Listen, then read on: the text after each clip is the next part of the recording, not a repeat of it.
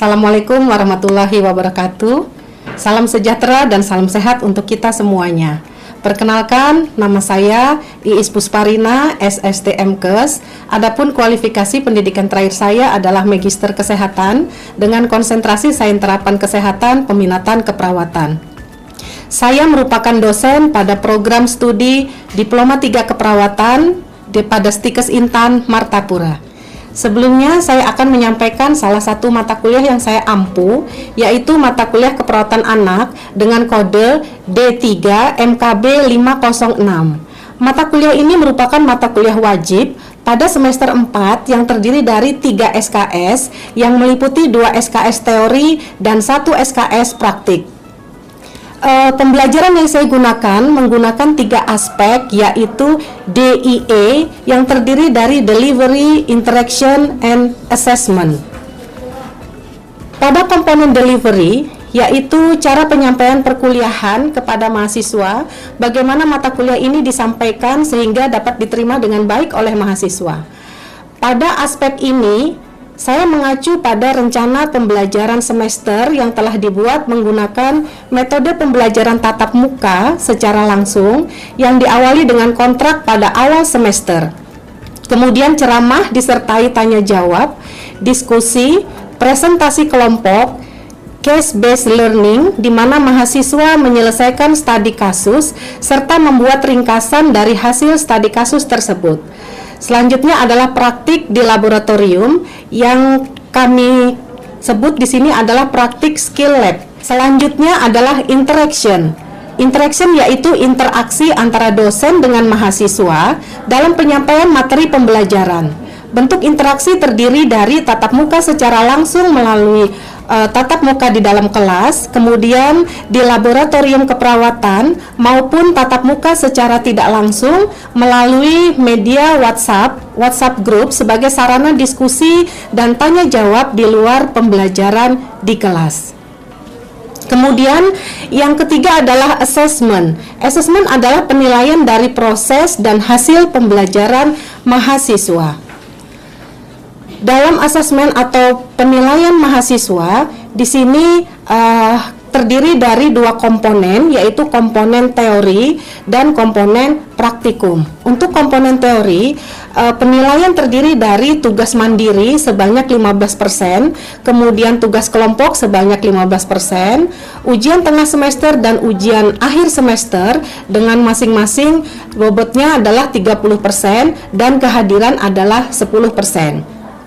Sedangkan untuk penilaian praktikum meliputi bobot dari kehadiran, penilaian kehadiran 10% dan untuk ujian praktikum adalah 90%. Untuk praktikum ini kehadiran harus 100%. Selanjutnya deskripsi mata kuliah yang saya ampu, yaitu mata kuliah keperawatan anak. Mata kuliah ini menguraikan tentang konsep dan teori serta praktik atau aplikasi asuhan keperawatan anak pada rentang sehat dan sakit sesuai dengan pertumbuhan dan perkembangan anak dengan memperhatikan prinsip-prinsip yang aman dan efektif melalui pendekatan asuhan keperawatan. Adapun capaian pembelajaran lulusan atau CPL yang dibebankan pada mata kuliah keperawatan anak adalah yang pertama dari komponen sikap, menunjukkan sikap bertanggung jawab atas pekerjaan di bidang keahliannya secara mandiri. Kemudian untuk pengetahuan, menguasai konsep dan teori serta aplikasi asuhan keperawatan pada anak. Selanjutnya adalah untuk keterampilan umum, mampu menyelesaikan pekerjaan berlingkup luas dan menganalisis data dengan beragam metode yang sesuai.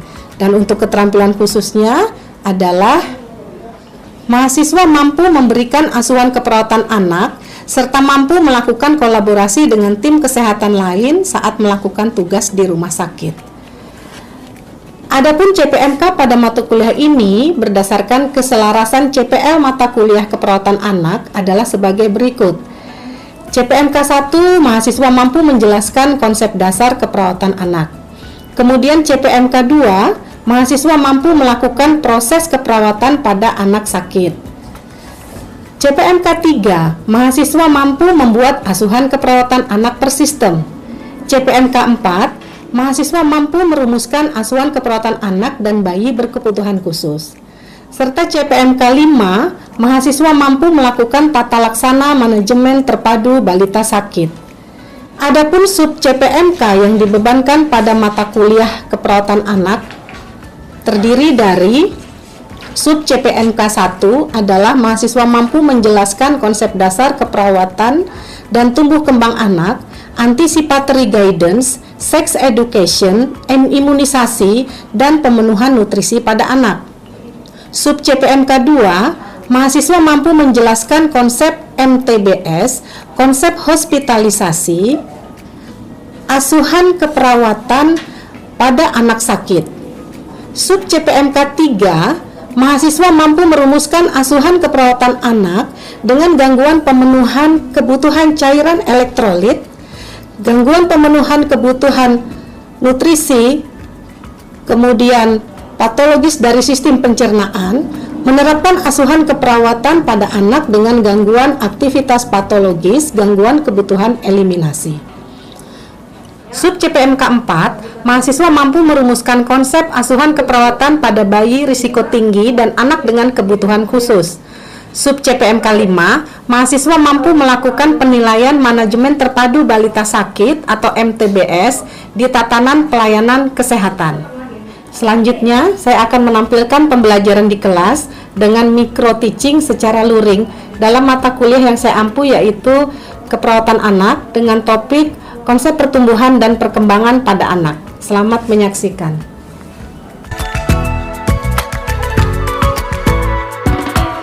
Assalamualaikum warahmatullahi wabarakatuh. Waalaikumsalam warahmatullahi wabarakatuh. Gimana kabarnya pagi ini? Sehat semuanya? Sehat. Alhamdulillah sehat. Baik, pada pagi hari ini sesuai dengan kontrak kita sebelumnya, Ibu akan menyampaikan materi pertemuan kita yang kedua, yaitu tentang konsep pertumbuhan dan perkembangan anak. Ya, pada pertemuan pagi hari ini yang akan kita bahas tentang konsep pertumbuhan dan perkembangan itu meliputi pengertian, ya. Jadi nanti di akhir sesi ini kalian diharapkan mampu memahami tentang pengertian pertumbuhan dan perkembangan, kemudian juga kalian memahami tentang faktor-faktor yang mempengaruhi pertumbuhan dan perkembangan, kemudian pembagian usia tahapan tumbuh kembang, ya, kemudian juga untuk teori tumbuh kembangnya. Ya, pertumbuhan dan perkembangan itu tidak bisa lepas dalam kehidupan kita sehari-hari tentunya, ya, khususnya dalam keperawatan anak.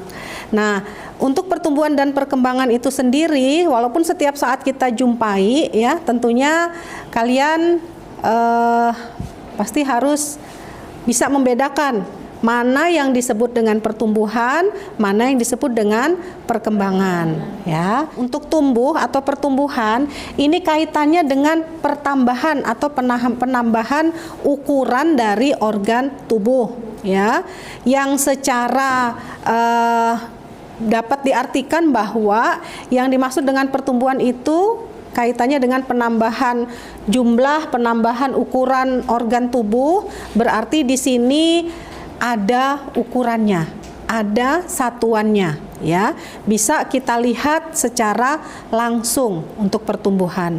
Nah, kalau disebut dengan pertumbuhan itu adalah berkenaan dengan pertumbuhan ukuran organ tubuh, maka yang disebut dengan organ tubuh itu yang mana saja?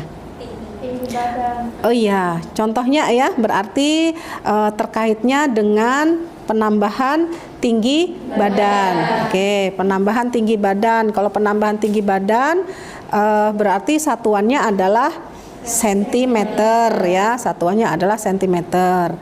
Terkait dengan penambahan ukuran panjang dari tulang skeleton, ya. Makanya ketika bayi baru lahir, ukurannya adalah panjang badan karena dia dalam posisi berbaring. Kemudian semakin lama seiring dengan usianya, ya, terjadi pertumbuhan atau penambahan dari kuantitas, ya, pemanjangan dari tulang rangkanya, ya, atau skeletonnya, muskuloskeletalnya, ya, sehingga disebut dengan termasuk dalam kategori pertumbuhan yang contohnya adalah penambahan tinggi badan. Selain penambahan tinggi badan, kalau terkait dengan pertumbuhan ukuran organ tubuh, berarti contoh lainnya adalah berat badan, ya. Berat badan juga termasuk dalam contoh pertumbuhan, ya. Kalau berat badan terkait dengan penambahan apa atau pertumbuhan apa? Massa organ, massa tubuh, ya. Nah, yang selanjutnya adalah perkembangan. Perkembangan ini terkait dengan fungsi kematangan dari organ tubuh, ya. Perkembangan ini terkait dengan maturasi, ya, terkait dengan pematangan, ya. Aspeknya ada perkembangan motorik halus, ada perkembangan motorik kasar, ada perkembangan bahasa, ada perkembangan personal sosial. Barangkali ada yang masih ingat, ya, berdasarkan pertemuan yang sebelumnya, materi perspektif keperawatan anak yang lalu, ya, pada pertemuan pertama, ada yang masih ingat untuk anak itu dikategorikan anak dalam apabila berada dalam rentang usia berapa sampai berapa? Ada yang masih ingat? Silakan. Oh iya, silakan. Silakan. Boleh berdiri, boleh, silakan. Izin menjawab ya Bu, untuk Undang-Undang Republik Indonesia Nomor 23 Tahun 2002 terkait perlindungan anak bab 1 pasal 1 untuk kategori anak adalah seseorang yang belum berusia 18 tahun atau termasuk anak yang masih di dalam kandungan. Berarti tentang usia batasannya adalah sampai dengan 18 tahun. Ya. Oke, baik. Nah, tumbuh kembang ini tumbuh kembang ini untuk memastikan bahwa anak tumbuh dan berkembangnya sudah sesuai dengan usianya, ya. Siapa yang masih ingat pembagian usia tumbuh kembang anak? Izin menjawab Ibu, neonatus dari umur 0 sampai 20 hari, Neonatus 0 sampai 28 hari, kemudian lalu infant 1 bulan sampai 1 tahun, infant 1 bulan sampai 1 tahun, toddler dari 1 tahun sampai 3 tahun, toddler 1 tahun sampai dengan 3 tahun, kemudian prasekolah dari 3 tahun sampai 6 tahun, prasekolah 3 tahun sampai dengan 6 tahun, kemudian lalu sekolah 6 tahun sampai 12 tahun, usia sekolah 6 tahun sampai dengan 12 tahun, usia remaja 12 tahun sampai 18 tahun, usia remaja apa tadi? 12 tahun sampai dengan 18 tahun. Bagus, ya. Oleh karenanya, ya, ada yang namanya stimulasi pertumbuhan, perkembangan, ada yang namanya deteksi pertumbuhan, perkembangan, dan juga intervensi dini pertumbuhan dan perkembangan, ya. Nanti pada saat skill laboratorium, ya, kita akan praktikkan beberapa cara untuk stimulasi, deteksi, kemudian intervensi dini tumbuh kembang, ya. Nanti kita menggunakan kuesioner pra-screening perkembangan, ya. Kemudian juga ada hasil kami pengabdian masyarakat kemarin yang sudah terbit ke jurnal, ya. Kita bisa gunakan itu berupa tikar pertumbuhan, kemudian juga beberapa penelitian kami juga ada yang terkait dengan tumbuh kembang ini, ya. Jadi nanti kita bisa masukkan itu sebagai bahan referensi, ya. Tentunya nanti saya akan memberi penugasan, ya. Jadi itu nanti bisa dimasukkan. Nah, kemudian selanjutnya ini adalah tahapan tumbuh kembang yang sudah disebutkan oleh temannya tadi berdasarkan usianya tadi. Dimana kalau kita, ya, di lingkup keperawatan anak mulai dari neonatus, infant, prasekolah, anak usia sekolah, kemudian remaja, ya. Nah, sekarang kita ke faktor yang mempengaruhi pertumbuhan dan perkembangan, ya. faktor yang mempengaruhi pertumbuhan perkembangan ini yang pertama adalah faktor lingkungan. Di mana faktor lingkungan itu ada lingkungan pranatal ya. Lingkungan pranatal itu antara lain adalah pada saat masih di dalam kandungan ya. Pada saat masih di dalam kandungan ini kaitannya erat sekali dengan faktor nutrisi yang masuk ke dalam tubuh ibu. Jadi apa-apa yang dikonsumsi oleh ibu semakin bagus nutrisinya, semakin tercukupi nutrisinya, maka tumbuh kembang janinnya juga akan optimal. Lain halnya kalau misalkan pada saat ibu mengandung ya masih dalam kondisi janin, kemudian ibunya kekurangan mikronutrien ataupun makronutrien, maka nanti juga akan berdampak pada tumbuh kembang janin yang dikandung sampai ketika nanti sudah dilahirkan. Ya, kemudian yang kedua adalah iklim atau cuaca.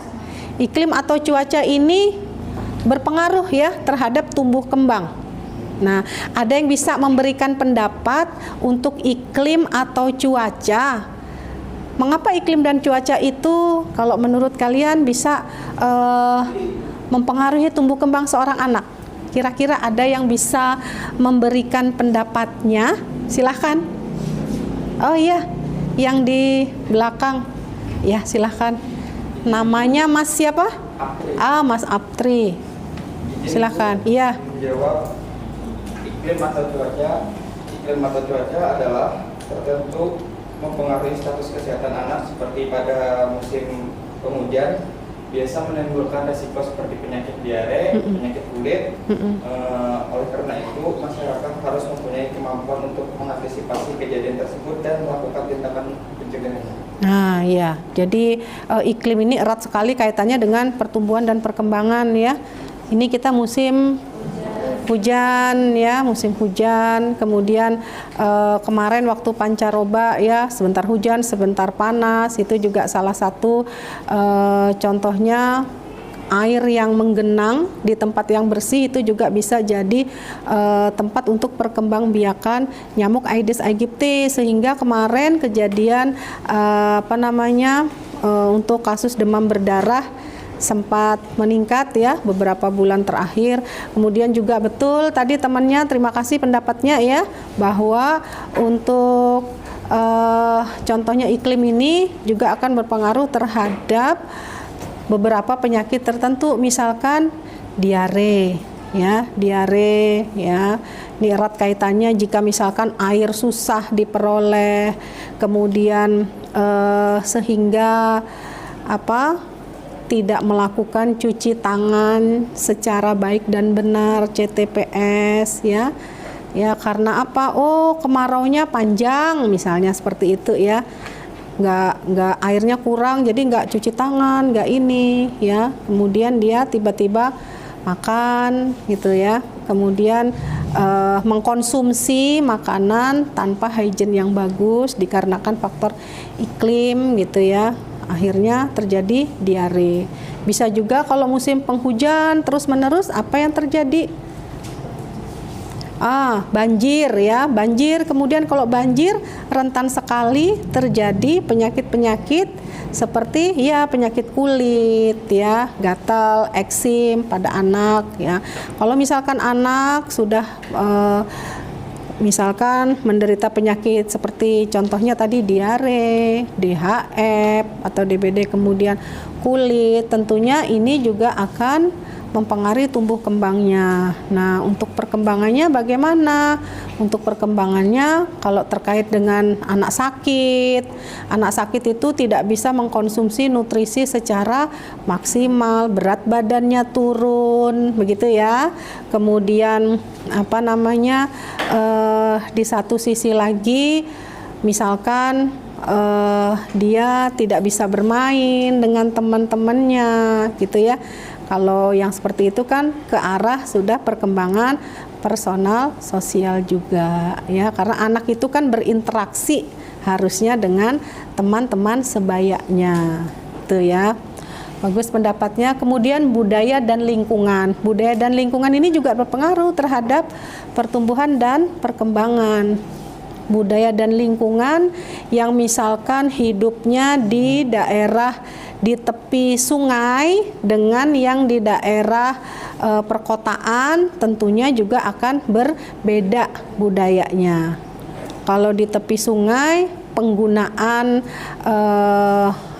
segala kebutuhannya misalkan dengan air sungai misalnya gitu ya. Kemudian jika tidak direbus misalkan dengan secara baik dan benar gitu, bisa menimbulkan kejadian-kejadian seperti penyakit diare ya. Yang tadi Ibu katakan kalau misalkan terjadi anak sakit, contohnya sakit diare tadi juga bisa mempengaruhi ke berat badannya. Kalau dia sakitnya lama, kemudian jadi rewel gitu ya. Kemudian yang seharusnya dia pergi sekolah jadi tidak sekolah ya. Kemudian juga terkait dengan perkembangannya, bisa itu motorik kasarnya. Kan kalau tidak sekolah, misalkan anaknya usia TK atau PAUD gitu ya, atau kelas 1 atau TK lah katakan seperti itu ya, sakit dalam jangka waktu yang lama, maka tentu saja akan pengaruhi ke misalkan kemampuan dia untuk, harusnya dia hari ini sudah ada misalkan di sekolahnya atau di tempat penitipannya belajar untuk menulis misalkan angka 1 atau angka 2 atau angka 3. Oh ini karena dia sakit, dia terlambat daripada teman-temannya ya, mempengaruhi pertumbuhan dan perkembangannya. Di satu sisi dia juga tidak bisa berinteraksi dengan teman-temannya juga ya. Kemudian yang berikutnya olahraga atau latihan fisik. Selain itu ada faktor internal. Faktor internal ini berupa kecerdasan yang diturunkan dari faktor herediter tentunya ya, pengaruh hormonal, kemudian juga pengaruh dari emosi ya. Nah, ini ada teori pertumbuhan dan perkembangan anak ya. Ada 4 teori pertumbuhan dan perkembangan anak ya. Ini untuk perkembangannya ya. Perkembangannya yang pertama adalah perkembangan psikoseksual oleh Sigmund Freud, kemudian perkembangan psikososial ya, ini oleh Erikson, kita kenal dengan teori Erik Erikson. Kemudian perkembangan kognitif oleh Piaget dan perkembangan moral Colbert. Oke. Ini ya. Ini mudah-mudahan bisa dipahami ya. Nah, untuk anak yang usia 1 sampai 3 tahun, ini kita ke perkembangan psikoseksual terhadap aktivitas oral seperti menggigit, menghisap, mengunyah, mengucap ya. Pada awal-awal untuk neonatus ya, itu ada yang disebut dengan refleks hisap ya. Nah, identitas gender pada bayi dimulai dengan adanya perlakuan ibu atau ayah yang berbeda pada fase ini ya. Kalau anak perempuan lebih sering disenandungkan, dinyanyikan oleh ibunya. Kalau orang tua laki-laki ya sedari dini itu biasanya yang menimang bapaknya ya, laki-laki ya. Tetapi nanti ada yang disebut juga dengan teori silang, nanti anak laki-laki dekat dengan ibunya, anak perempuan dekat dengan ayahnya. Namun ini kita masih di fase oral, kita berbicara fase oral terlebih dahulu ya. Fase oral ini dia akan senang, dia akan berespon cepat. Kalau misalkan kan usia 0 sampai 11 bulan itu kan ketika dia memenuhi kebutuhannya ya, ketika dia merasakan lapar, haus atau nyeri ya, itu pasti dia responnya adalah dengan menangis ya, dengan menangis. Kalau dia lapar dan haus, ketika dia diberikan nutrisi, misalkan diberikan ASI ya, ataukah diberikan makanan tambahan, ketika dia sudah berusia di atas 6 bulan, tentunya dia akan senang dan merasa puas ya jika pemenuhan itu khususnya melalui oral ya. Nah, kemudian ada yang disebut dengan fase palik ya. Fase palik di sini ini usia berada pada usia 3 sampai 6 tahun. 3 sampai 6 tahun, di mana pada fase ini yang jadi area yang paling menarik dan sensitif dari anak itu adalah pada area genitalia ya. Oleh karena itu pada usia-usia ini anak nih udah mulai penasaran dengan jenis kelaminnya. Udah mulai tertarik ya. Jadi fase palik ini nanti di sini yang akan mendasari pada toilet trainingnya ya, karena anak sudah mempunyai kemampuan untuk menahan otot sphincternya sudah mulai berkembang ya. Jadi di sini dikatakan anak mulai mempelajari dan penasaran dengan adanya perbedaan jenis kelamin. Oleh karena itu orang tua harus bijaksana dalam memberikan penjelasan ya. Saya mau bertanya ya, kalau begitu berdasarkan yang sudah dijelaskan tadi ya, apa beda antara pertumbuhan dan perkembangan? Silahkan. Namanya Putri. Oh, Putri, silahkan. Kalau tumbuh itu proses bertambahnya ukuran atau dimensi tubuh akibat bertambahnya sel-sel dan bertambahnya besarnya sel tersebut. Untuk selanjutnya, Ibu mengapresiasi tadi interaksi di antara kita ya, beberapa yang sudah menjawab pertanyaan maupun tadi mengemukakan pendapat. Ada Aliza, kemudian Alicia, kemudian Febtri, kemudian Putri ya. Kemudian siapa tadi satu? Iya, Aptri. Ya. Untuk materi perkuliahan kita tadi ya, Ibu akan share di WhatsApp grup kita juga bersama tugas yang akan Ibu share juga nanti ya, penugasan mandirinya untuk jangka waktu pengumpulannya ada di dalam RPS. Silahkan dilihat di situ ya untuk si pennya ya. Kemudian selain itu untuk mengerjakan tugas di dalam RPS ada beberapa daftar pustaka yang kita gunakan ya. Selain itu juga ada beberapa jurnal penelitian, artikel penelitian. Nanti silahkan dikerjakan. Kemudian batas waktu pengumpulan tugasnya sudah ada di dalam RPS kita, kapan tugasnya dikumpulkan ya. Demikian, terima kasih sekali lagi untuk perhatiannya. Semoga yang disampaikan hari ini bermanfaat ya. Ibu akhiri dengan ucapan hamdalah ya. Sama-sama.